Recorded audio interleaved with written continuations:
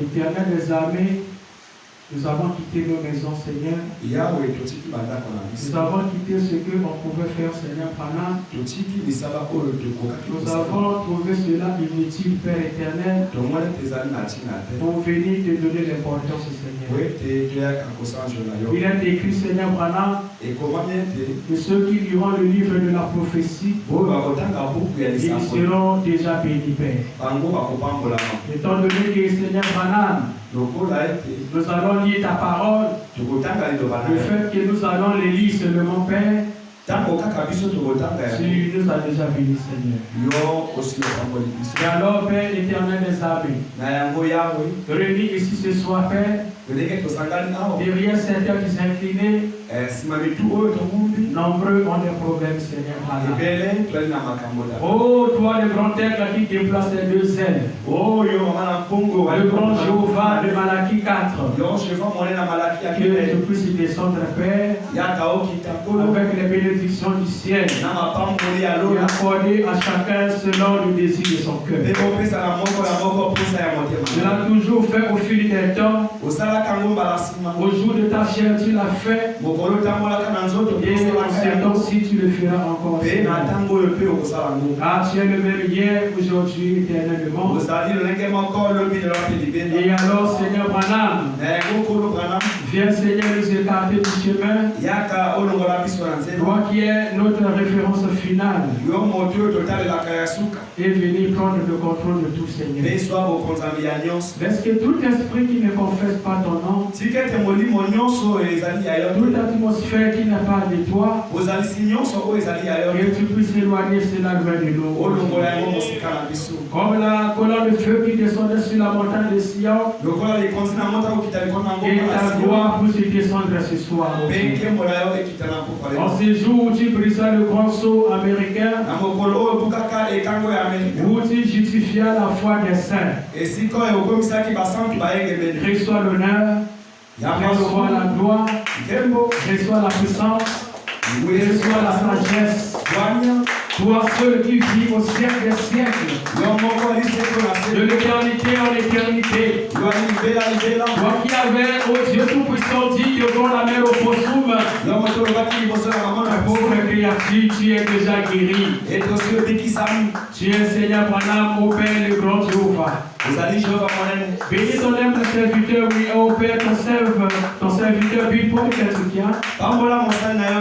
Là où il se trouve maintenant, Père, pour parler de toi. Seigneur, bénis son épouse, bénis ses enfants, Seigneur, et bénis tous les Branham à travers le monde. Viens bénir aussi la lecture que nous allons faire en ton nom. William Branham, le signe éternel. Amen. Amen. Que le Seigneur vous bénisse. On peut acclamer pour le Seigneur. Le Seigneur vous bénisse.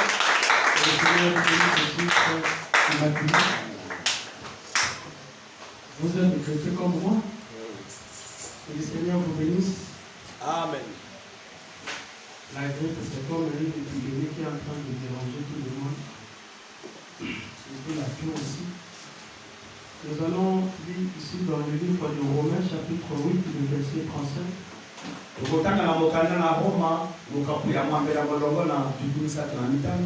Il est dit ceci. Qui nous séparera de l'amour de Christ? Sera-ce la tribulation, ou l'angoisse, ou la persécution, ou la faim, ou la nudité, ou le péril, ou l'épée, selon qu'il est écrit, c'est à cause de toi qu'on nous met à mort tout le jour. Qu'on nous regarde comme des brebis destinées à la boucherie.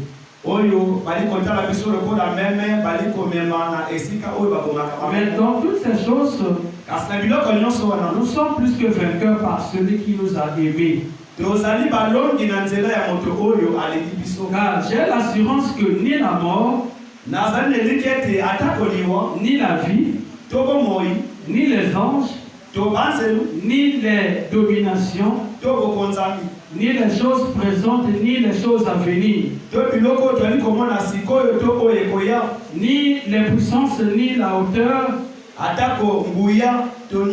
ni la profondeur, ni aucune autre créature ne pourra nous séparer de l'amour de Dieu manifesté en Jésus-Christ notre Dieu.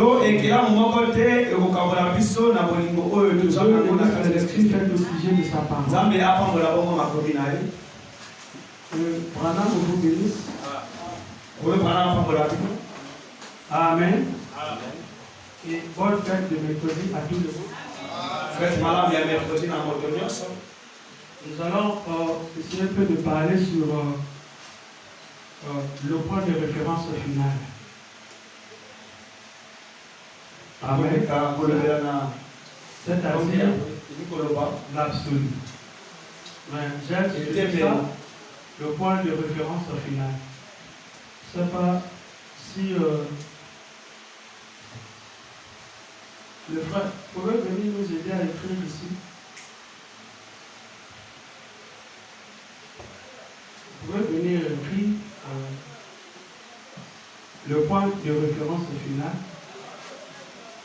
Amen, amen. Est-ce qu'on peut dire amen? Vous êtes fatigué. Aujourd'hui, nous sommes le peuple le plus privilégié.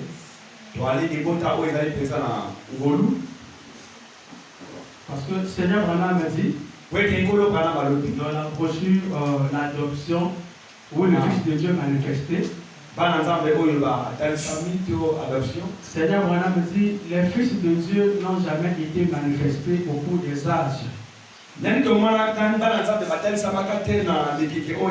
Branham dit, les fils de Dieu se sont manifestés en ce temps de la fin. Donc, ça veut dire que les vrais fils de Dieu que Dieu savait dès le commencement, c'est vous. Il croit ça avec le Seigneur Branham. Amen. C'est là que le Seigneur Branham m'a dit, quand on parle de quelqu'un qui est sauvé, chacun doit dire que moi je suis sauvé. Amen. Car Dieu sait qui est sauvé. Mais nous disons chacun que nous sommes sauvés. Le reste, c'est lui seul. Amen. Je suis dans la brochure Un absolu.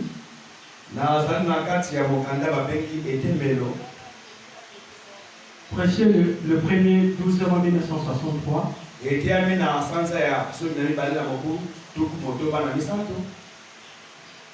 Je suis au paragraphe 27. Seigneur Branham dit, Webster dit, ce qui est parfait en soi, illimité dans sa puissance. Il dit c'est en principe un point final. Vous voyez, illimité dans sa puissance. Parfait en soi. Et c'est en réalité un point final, le mot absolu.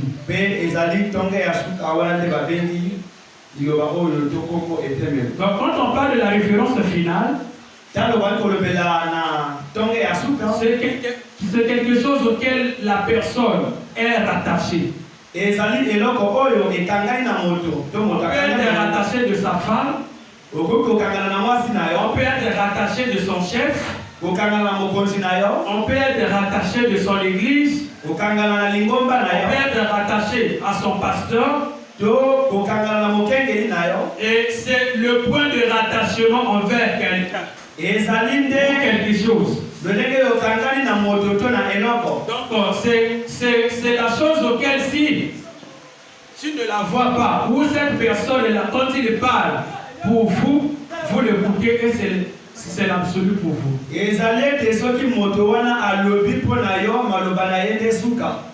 Amen. C'est ce que c'est l'absolu ou le point de référence final.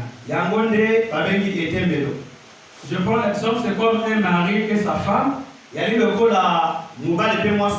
le mari dit, moi je ne veux pas ceci, alors la femme obéit à ce que le mari dit parce que le mari représente l'absolu pour lui, pour elle.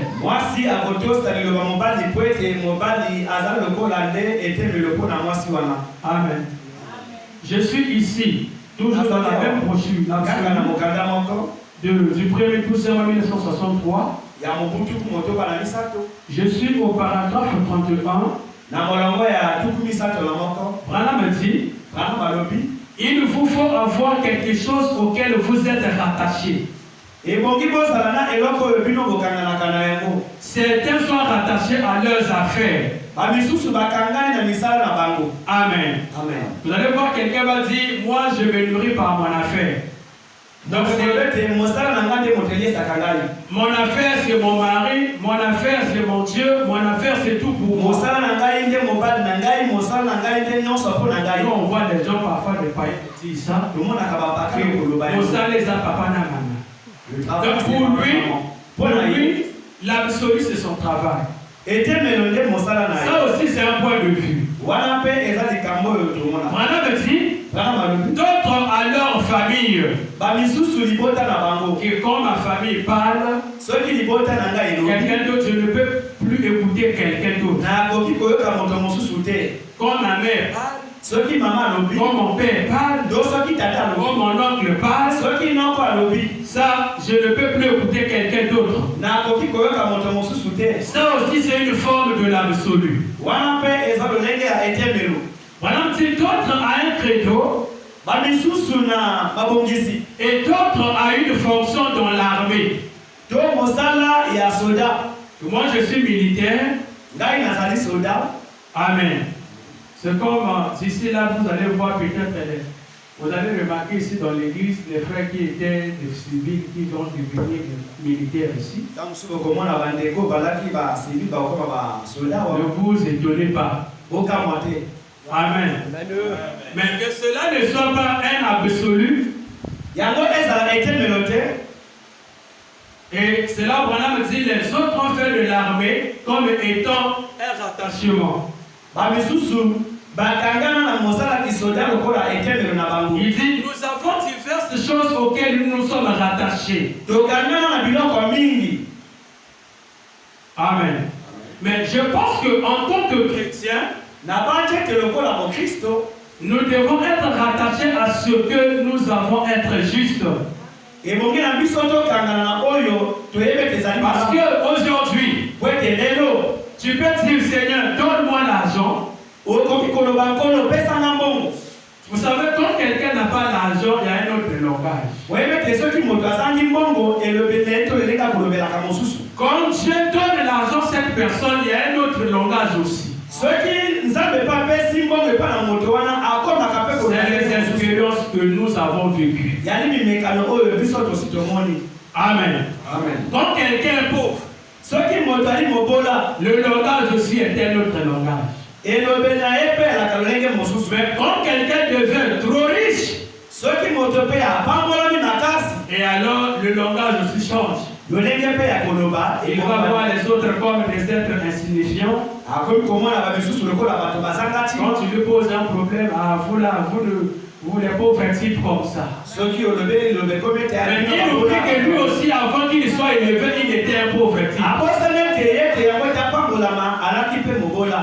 Amen. Et c'est ça ce qu'est l'homme. Amen. Et vous allez voir. Et cela me dit que vous pouvez faire de votre affaire, de votre famille, quoi que cela en soit, un absolu ou un rattachement.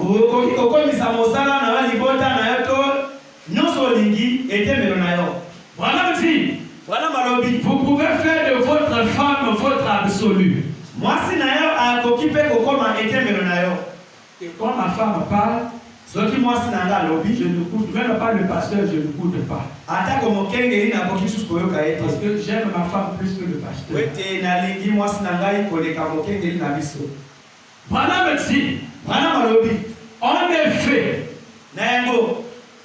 et votre femme peut vous quitter.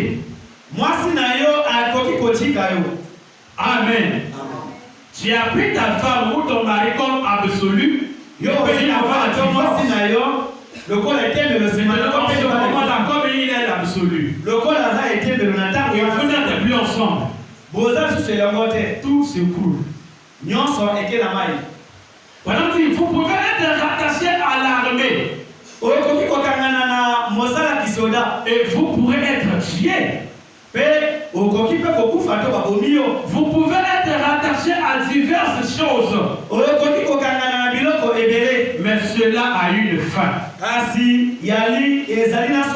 Et cependant, il doit y avoir un poteau d'attache final. L'homme doit avoir un poteau d'attache final. Amen. Et voilà me dit, l'homme doit avoir un point d'attache pour sa destinée éternelle.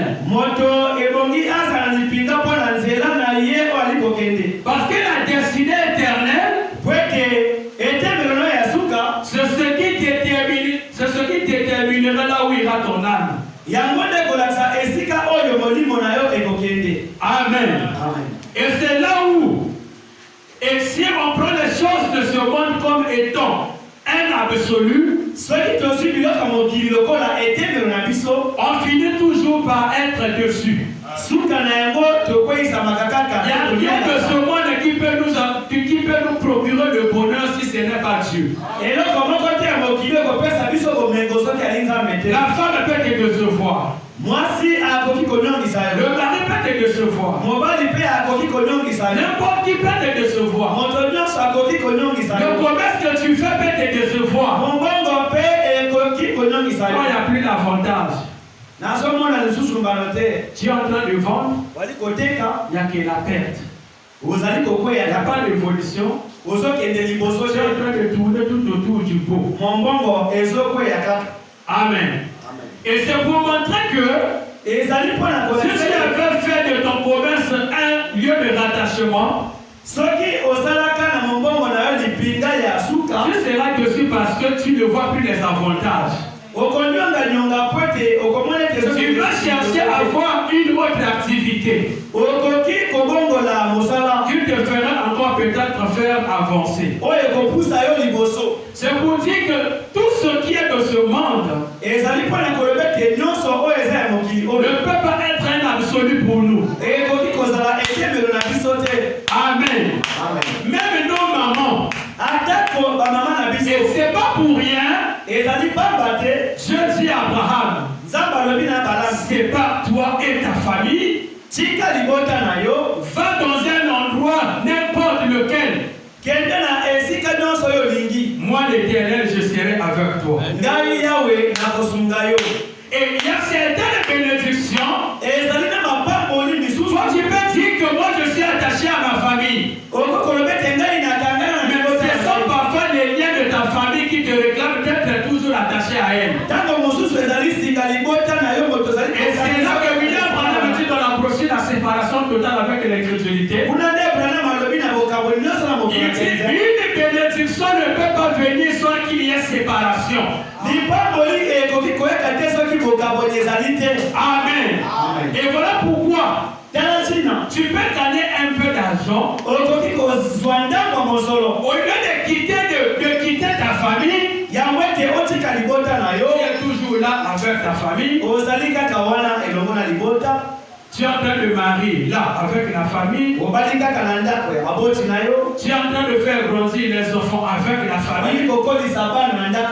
Selon la loi de la bénédiction, tu ne peux pas être béni. Parce que pour être béni, il faut nécessairement créer une séparation. Et en ce moment-là, vous verrez que la loi de Dieu elle-même va vous accompagner.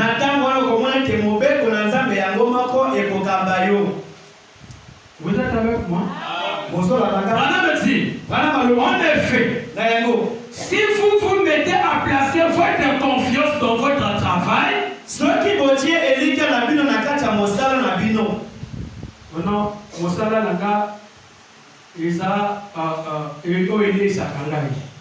mon travail, c'est ce qui me nourrit. Quand le frère n'avait pas de travail, l'église était son lieu de repos. Les jeûnes et les prières. Dès que le frère ou la soeur a le travail, on ne donne plus la dîme,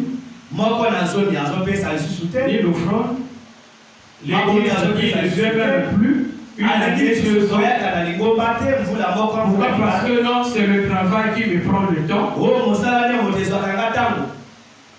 Mais le jour que Dieu va même faire à ce que le travail puisse finir, vous allez voir comment il viendra encore pour dire: ah Seigneur Branham, si tu me donnes encore le travail, je vais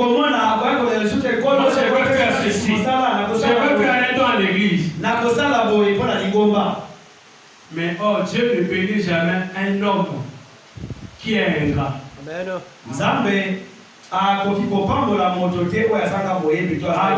Amen. Madame,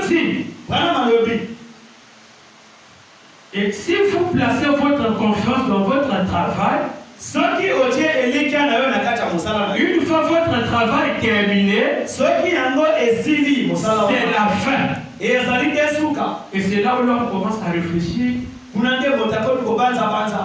mais pourtant, je gagnais un peu ma vie, maintenant je ne gagne plus rien.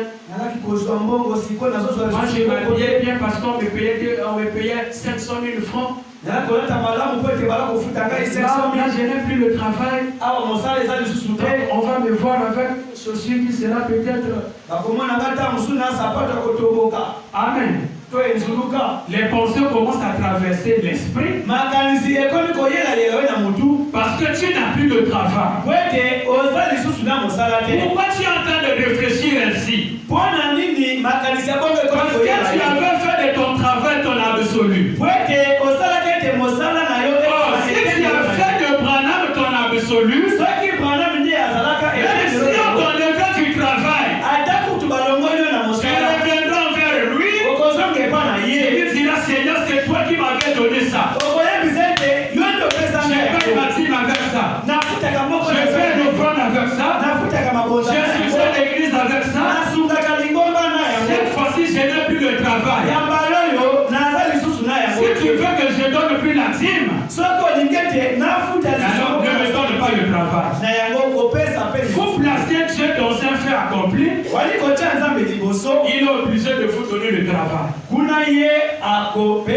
Parce qu'il sait que quand vous avez le travail, même si vous ne l'avez pas, vous comptez sur Dieu. Amen. Et c'est là où il ajoute, une fois votre famille retirée, ça serait la fin. Madame dit dans la brochure l'influence d'un autre. Il dit Esaïe était soutenu par un roi. C'était le roi Osias. Le roi Osias, c'est lui qui soutenait Esaïe dans tout ce qui lui manquait. Quand Esaïe est dans un problème, il suffit qu'il se présente devant le roi. Le roi dit faites tout pour lui. Donc, Branham dit que Esaïe ne s'inquiétait plus rien. Parce qu'il savait que j'ai quelqu'un qui me soutient. Mais le jour que Dieu a retiré le roi, Esaïe a commencé à réfléchir. Mais celui qui me soutenait est parti. Comment je vais faire? Pourtant, Esaïe était le grand prophète. Mais comme il avait mis plus la confiance dans le roi, et alors Esaïe dit pour moi, c'en est fini. Branham dit c'est ce qui l'a poussé à aller dans le temple. Il arrive devant le temple. Et Seigneur, je me trouve comme étant un homme indigne qui a des lèvres impures. Parce que l'appui lui a été retiré. Et si tu prends ton oncle comme ton appui, le jour que l'oncle là sera retiré, tu seras déçu. Amen. Et le jour que tu vas prendre, je ne sais pas, n'importe quoi comme absolu, et que tu retires ça, moi-même je peux dire que je suis un témoignage vivant. Je m'étais plus attaché quand j'avais commencé dans le temps